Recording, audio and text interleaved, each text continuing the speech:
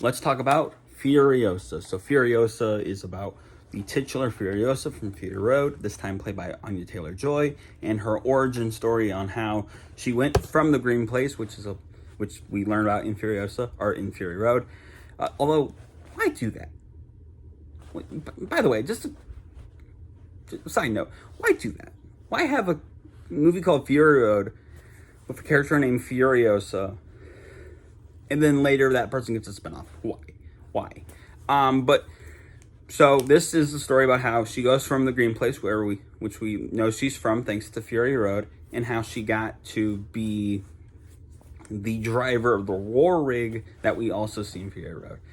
Well, it turns out that her origin is pretty complex, especially for this series. And, of course, Anya Taylor-Joy, I think, does a really good job at being Max-esque while also being very similar to what Charlize Theron did. Max is pretty much a very silent protagonist. Does a lot with his eyes. And I think that's the simplicity of Mel Gibson's performance is actually, I think, helps the earlier Max films. And Tom Hardy, unfortunately, does a lot more, I think, with just facial expressions than just his eyes. I think we all sort of know this about him.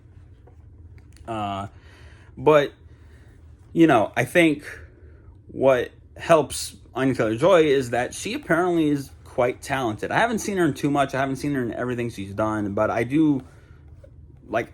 know that she has been praised before, and yeah, she did a good job here. Chris, Hemsworth, is, unrecognizable and is slowly becoming one of my favorite Hollywood Chris's. I still love Chris Pratt, still love Chris Pine, but, I don't know, Chris Hemsworth can pull out a really good performance sometimes. And I think that helps Dementis really well.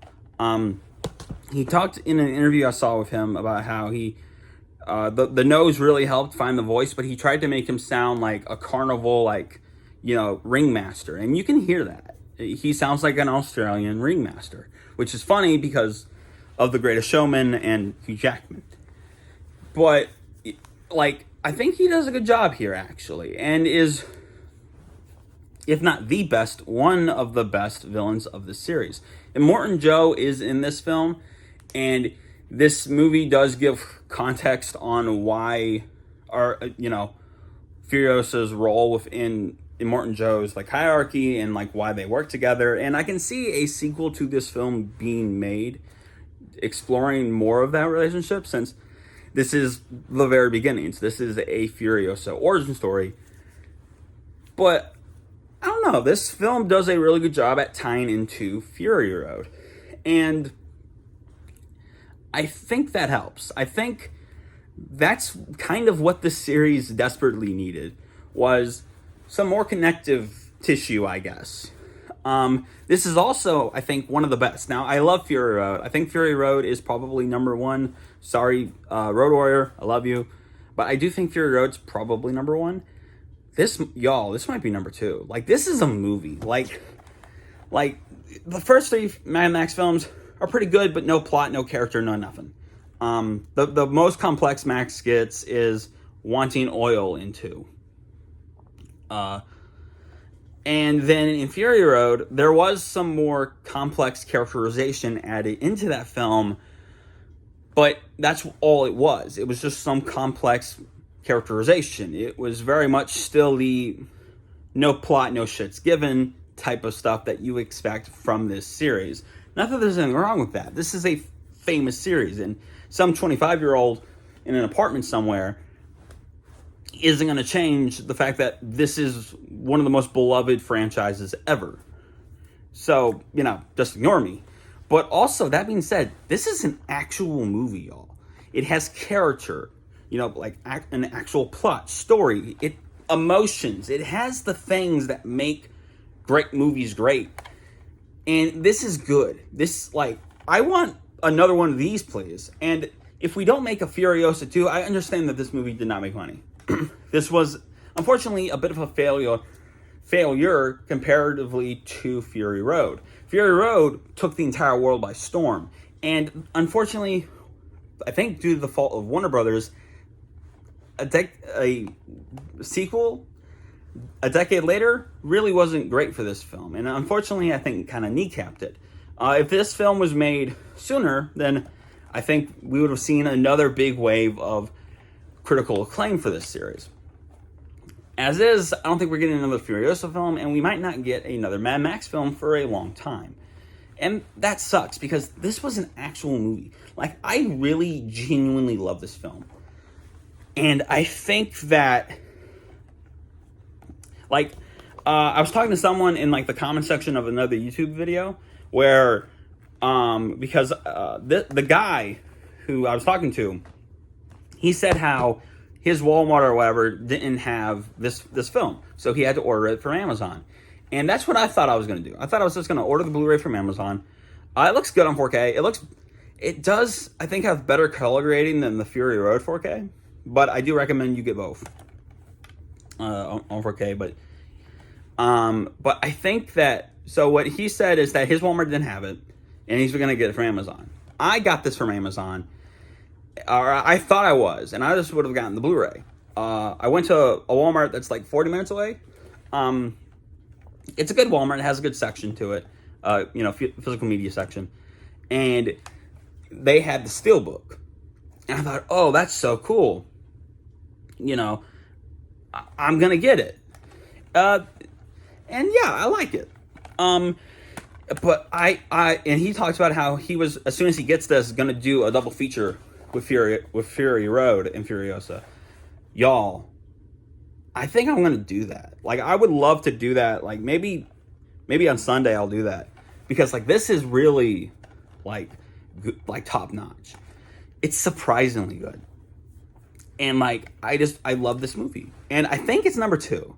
Like, if I had to rank them, and I don't like ranking things immediately, but like this is too important, y'all. Fury Road, Furiosa, Road Warrior, Mad Max 1, Beyond Thunderdome. Sorry, Beyond Thunderdome. You're really the black sheep of the series now, man. But no, this is like really good, and I cannot sing this film's praises enough, y'all. Like it's genuinely great. And if you have not seen Furiosa, it's on Max. It's on HBO Max. It's on Max. It's on Blu-ray, DVD. It's on digital. Please go and watch this movie, because it's really good. And I understand that like Blu-ray sales and DVD sales aren't the way that they used to be in the 2000s. Matt Damon talked about how if you're with a small budget film, if your movie didn't do well in theaters, you could probably get that money back on physical. That doesn't really happen anymore. But y'all, please watch this film. Like, it is genuinely good. And watch both. Watch Fury Road and Furiosa, and you will not go wrong. Maybe don't eat food, because they're both, like, kind of gross in their way, which is a turnoff. It's one of the things I don't really like about this whole series, is that it's a bit... Well, the first 3 have no plot and no real characterization. And are kind of boring because of the era that they were made in. But like the series overall is just kind of weirdly perverted. Not perverted, perverted's not the right word, but like weirdly gross in its way. And that's slightly annoying. But all that being said, remember that guy made special list very much, and is seeing the color is back. Let's show you this. So it's nice. This is nice and gold. It has the War Boys right there. Here's the digital copy. And then here's the yellow disc of Blu-ray. The Blu-ray is yellow. Let's see if I can get that better. Another double-digit installment in this series. Then this one, forgive me, is brown 4K. Like I said, the 4K is pretty good. I think the color grading is a bit better than it was on Fury Road. And then this is what this looks like. And that's actually Dependus right there. So yeah, there you go. Or Demendus. Dependus? Yeah, it's dementis because he's demented. And that's it. Front, back, and spine. So there you go. Comment below. Let me know. And I know I already said this already, but who cares? Remember that God made you special. He loves you very much. I hope you're having a very lovely day. I hope you have a very lovely month. This month was supposed to be more chillaxed. Next month, I swear to God, will be. But yeah, have a nice day, y'all. And as always, God bless.